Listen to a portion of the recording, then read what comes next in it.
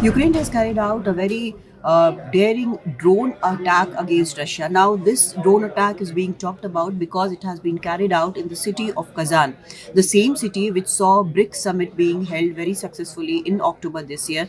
PM Modi was there to attend the BRICS summit, and so were several other leaders, and of course, the host, President Putin, was also there.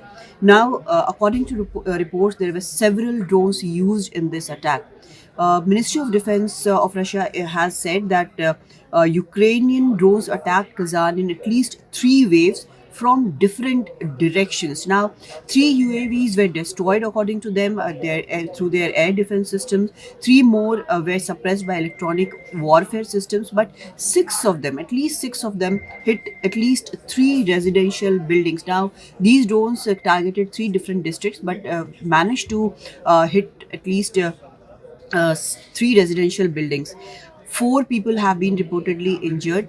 When this happened, rescue teams rushed to the spot. The residents were evacuated. Schools were cancelled for the day. Children were taken to bomb shelters, and airport was shut. Major events of the city were cancelled for the day.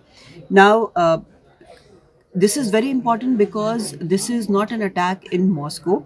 Kazan is at least 720 kilometers east of Moscow and at least 1,000 kilometers from Ukraine. So that Ukraine has managed to hit a target so deep inside Russia is something which is new, and Russia is adjusting to this new fact. Now, this is the second attack in very few days. First was when a scooter bomb killed the chemical weapons chief of Russia, and that happened right there in Moscow. And now the Kazan attack has given a message saying that Ukraine has the capability, it has the weapons, and it has the willingness to attack Russia when it matters the most. Now, Russia had attacked Kiev just a day before. There were several ballistic missiles and missiles fired at Kiev, and one person had died.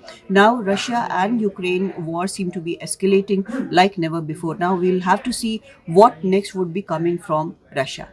In Delhi, Kadambari Sharma for NDTV.